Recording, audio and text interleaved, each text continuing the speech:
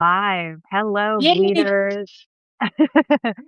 I am Courtney Kosak. I am here with Lily Gorley, who is my brilliant junior editor from Trio House Press. And we've already done one round of this interview so that you can check out on the podcast if you missed it. But we're back for round two because what's tomorrow? Book Oh, drop day. amazing. So Lily's got some questions for me, and then we're gonna chat for a little bit. And if any of y'all have any questions, feel free to throw them in the chat. Yeah, absolutely. I mean, first, congratulations. So exciting. Tomorrow's a big day. Thank you. Um, It's a yeah, mix let's of emotions. I'm oh, like I'm sure. excited and nervous and all the things. Oh, of course. And I got a text from a friend of mine earlier. She ordered your book, like pre-order, and it came in already. She's got it in her hands. I'm so excited to have one. Amazing. Um, yeah, let's just get to some questions. Yeah. So I mean, first and foremost, throughout the book, but particularly in the beginning, you drive home like this inherent need to leave home. On page 16, you describe yourself as a child stuck in Jackson, Minnesota, population 3559, which is actually slightly larger than where I grew up. So I understand. And your eyes specifically were set on Hollywood for quite some time, but since you've left, you've been all over the country. So I was curious, with Trio House Press being based out of Minnesota, and publishing Girl Gone Wild, how was that feeling for you? Was it like ironic, kind of meant to be, a mix of things? Yeah, both. Totally ironic that I tried so hard to leave home and then my beloved publisher wound up being from Minnesota, but it also felt fated in a way too. Like Mm. when I first entered the Trio House Press contest, I loved that it was from Minneapolis and, instantly sort of felt like home, like exactly where the book should be. So Oh, I love it. yeah, that's so lovely. I'm so glad that that Trio House picked this up. Yeah. What has been the most fulfilling part of the whole publication experience for you? Oh my goodness. Well, I have to say I loved the writing. Mhm. So it was hard to move on and wrap my mind around like, oh, now I'm inviting anybody who wants to order the book from Amazon into into the process. And Mhm. so that's been a little bit of a head trip, but um I have loved reaching out and connect. Like my hometown paper is doing a piece on me. The town 30 minutes over on either side, they're both doing a piece on me. I talked to the guy at the radio station from Jackson today, and it's just been really fun to talk about the book and also like kind of give them their flowers that, Mhm. I did try so hard to leave Jackson, but in a way, Jackson will never leave me. So as much as, the any big press hits or big podcasts mean, it meant a lot to share it with my hometown audience as well. Yeah, that's great. What advice would you give to the version of Courtney that started this process, like the publishing process? I believe that it's going to happen because I think I kind of stalled out on my revision because I felt like, Mhm. is this ever going to happen? And I need someone else to help. And, you and Chris did give wonderful edits, but like I really had to, I should have owned the process from the very beginning because Mhm. if regardless of what size press you're at, but especially at a small press, it's like you need to take responsibility for how that edit goes down anyway. And Mhm.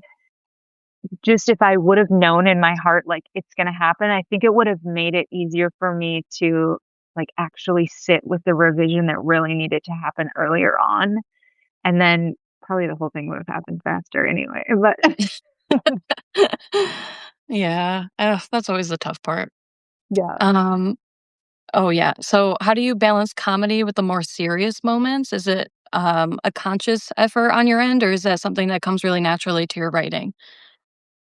I think it does come really naturally.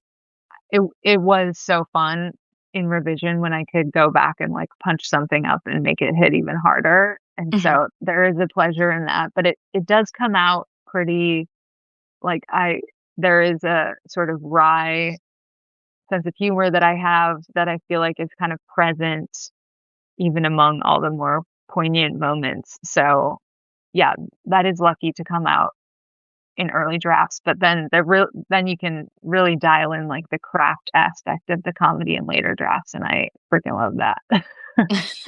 Great, and I do have a couple quotes I'm gonna bring up later that really think exemplify that for sure. How would you describe your writing process? Like, how do you get yourself set up? Is it like a linear process or something more disconnected? I need time, Mm, so I try to clear my schedule as much as possible. I have a lot of other stuff going on, but I try to silo that. So, like, if I'm doing a bunch of podcast interviews, I'm trying to just do podcast interviews for a week or 2 and, like, get those done so they're not competing with my writing time. mhm, Same thing with editing and all of that other stuff that is part of my life. And so, in an ideal world, I, like, clear the decks, which is what I did with the revision in July, August, and September. I really tried to stay in it as much as possible, and then, I'll work on it for 90 minutes or whatever, and then I'll go for a walk, and inevitably, even if I'm listening to a podcast or whatever, that'll kind of knock something loose so that I have something when I return back to the computer. I'm like, "Oh, yeah, this thing that I wanna change." And, I mean, it's sort of my dream writing routine. I used to have to, earlier years that I was working on the book, I was also working a lot more. Like I had a podcast producing job and et cetera. And then I would have to sneak in my writing, mhm. at any old time. And I'm proud of myself for getting it in then, but it's a much more joyous experience now. Oh god, yeah. Making the time. Yeah. Your first epigraph in your book is an Oscar Wilde quote, "Every woman is a rebel and usually in wild revolt of herself." How would you say you've revolted against yourself?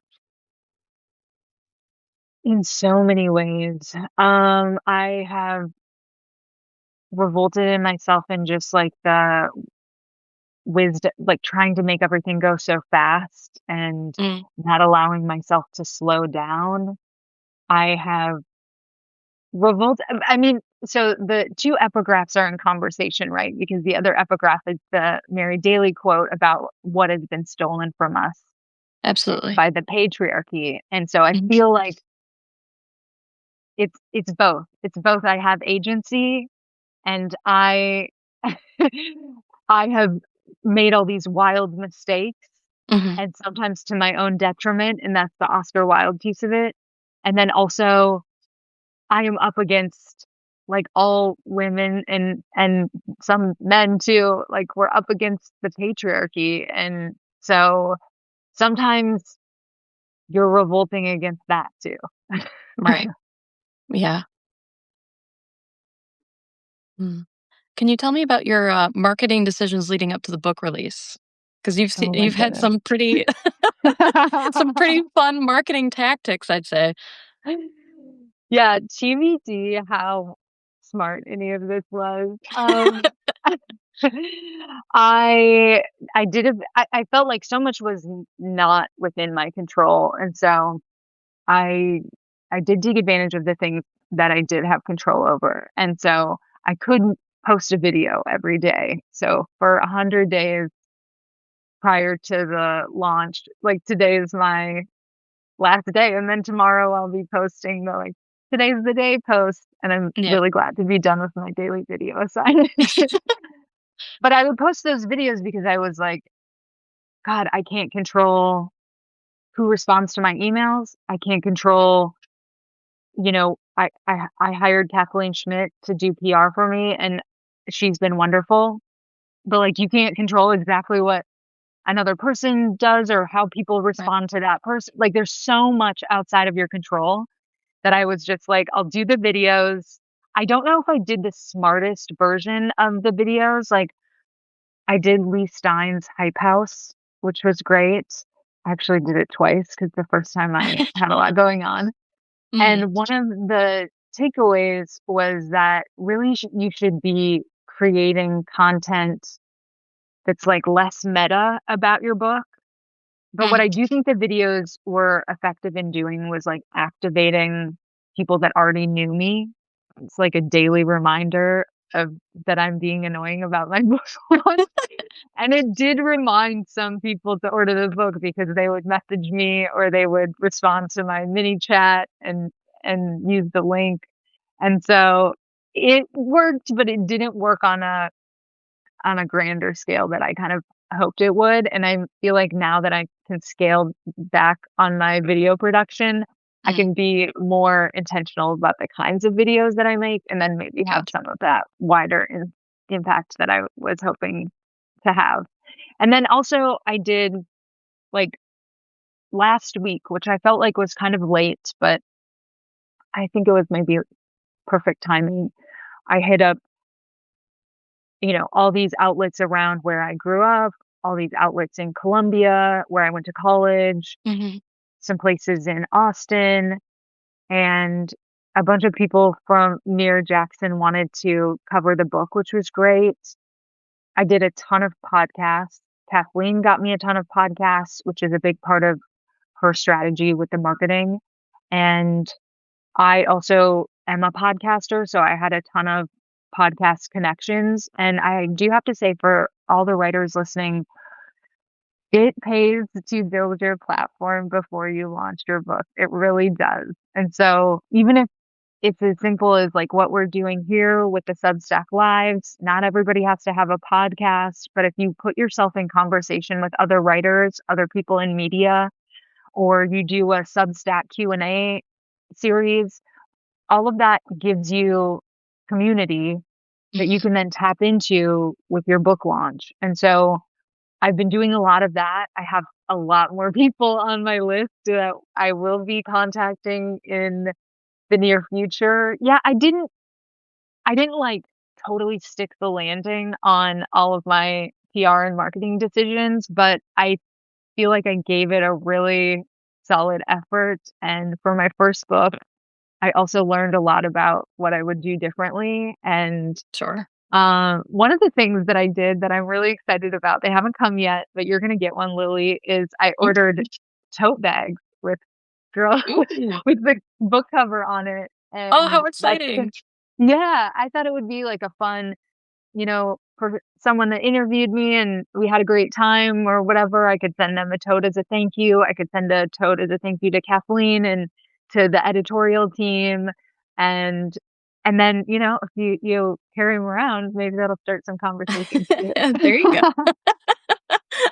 2 birds, 1 stone. Yeah, I like it. Yeah, yeah.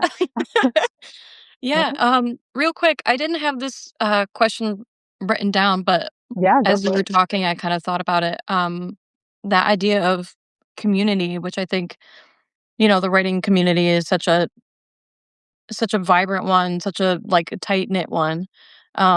So how has your community really helped you in this process? Oh my God, it's been everything. First of all, how, I mainly built community through taking classes, Mhm, through interviewing people, through, the Q&A stuff that I do for my Substack, a little bit of like I went to AWP, but that was more seeing people that I already knew versus meeting new people. sure. And uh they it's everything. It's Mhm. people that you can reach out to and ask to blurb your book. So that wasn't like a heinous experience. Oop, my dog is barking. Um It's people that you can collab with, and I hope to Mhm. do a lot more collabing with other authors, people that you can do, book events with, and I haven't gotten all of those scheduled yet, but most of the people that I've either already reached out to or plan to reach out to are people that I met through classes or through interviewing. So, Right. yeah, it's amazing. Yeah, that is amazing. Um, So those were all of my questions. And I know you wanted to talk about Cheryl Strayed. Yeah. So, Well, did you you want to did start some that off, or reading. I can? You did some reading since our last conversation. I Yes, was I did. talking about how influential Cheryl was on my whole memoir journey, and I am so excited because you did the homework. I did. Almost immediately. I couldn't believe how long it had taken me to read that. Um, but it was, yeah, it was fantastic. And having read that, I now see its influence on the book. It's everywhere, which is beautiful. Um, so I got her 2022 edition of the book, the re-release. Of Um, Tiny Beautiful Things. Yeah. yes, yeah, Tiny Beautiful Things. And the first line in that is in the preface is, "I've long believed literature's greatest superpower is how it makes us feel less alone." Hmm. And I think first and foremost that that's what your book does or will do, for many people. Like your candor and your kind of brusqueness about like your experiences.